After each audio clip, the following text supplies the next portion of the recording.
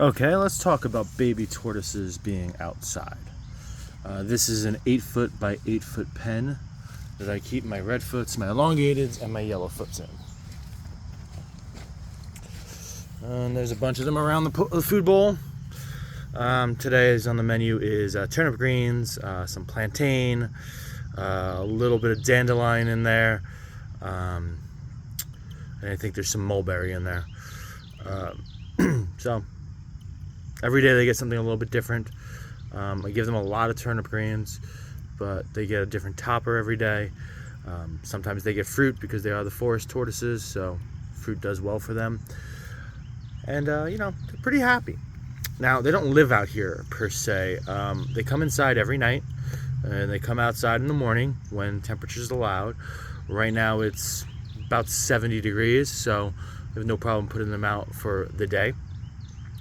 And they will be out here until about 6 o'clock, give or take. So yeah, there's 3 species in here. There you can see a yellowfoot walking away towards the water bowl over there. There's a bunch of redfoots there, and the lighter ones are elongated tortoises. And they do really well in here. They spend their days in here. It's important that they have lots of hides. So they have that large log back there. They have this log right here. They have a piece of cork bark in the back over there. That rooted stump over there is great. They have this long piece of wood there that they can get under.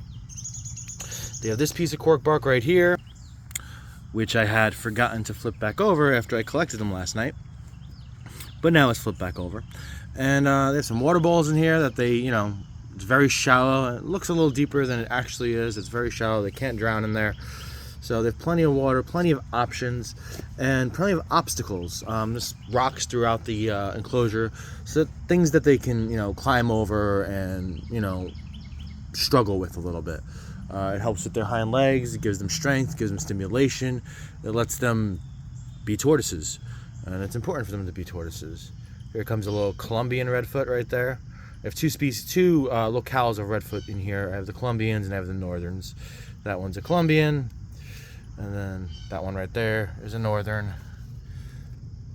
But that's neither here nor there. They're babies, so I keep them together. When they get a little bit bigger, I'll probably separate the locales. I'll definitely separate the species. So the elongateds will have their own home. The redfoots will have their own home. The yellowfoots will have their own home. But for now, as babies, with no maturity whatsoever, they do absolutely fine in here. And the tall grass helps a lot too, because it helps them hide. And a tortoise that can hide in multiple spots, a tortoise that you cannot find right away, is a happy tortoise. There's about 20 tortoises in this pen right now, and at any given time I see 3, maybe 5 at most, because there's so many places for them to hide. And that's important, because they need to have places to feel secure and feel safe and feel protected. And in an enclosure like this, they definitely have that. Another relatively important thing is shade. So I have these trees here, and I put these pens right beneath the trees. So they have a good amount of shade, so if it gets a little extra sunny, they have places to go.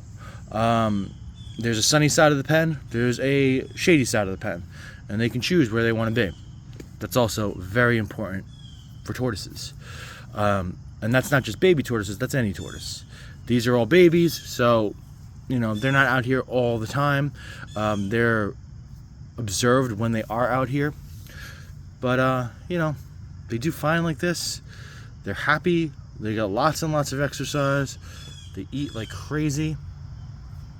There's no fighting because they are babies. There's no maturity or anything, so they do fine.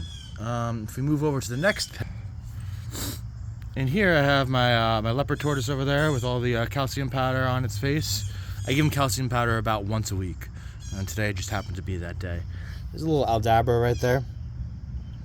And there's a couple marginated somewhere in here, and they do stay outside pretty much permanently. They're about 4, maybe 5 inches, and they do great in this weather.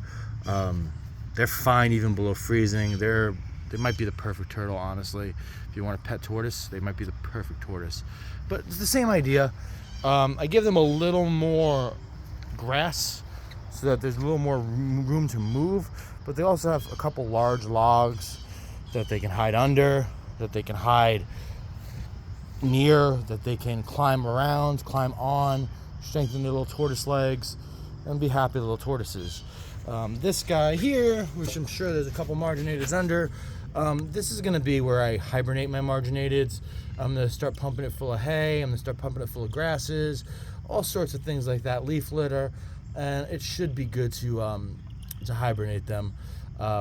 Pretty much, if you can keep their temperature above 40 or so, they're fine. Like, they really are. They're tanks of turtles. And let's see if we can see one down there. Probably not. Right when I drop my phone. Probably not. No. But they're in here somewhere. And they're super cool little torts. They're among my favorite species. And I have a couple babies inside that I will let out eventually. I just haven't gotten that far yet today. But yeah, and you can see the big hole in the log right there where they all hide. They just haven't woken up yet. Again, the Aldabra and the leopard tortoise, I just put them out. The marginateds, they live out here, so they're kind of waiting. And there goes my dog. So I guess that's it for me, because I have to go chase my dog.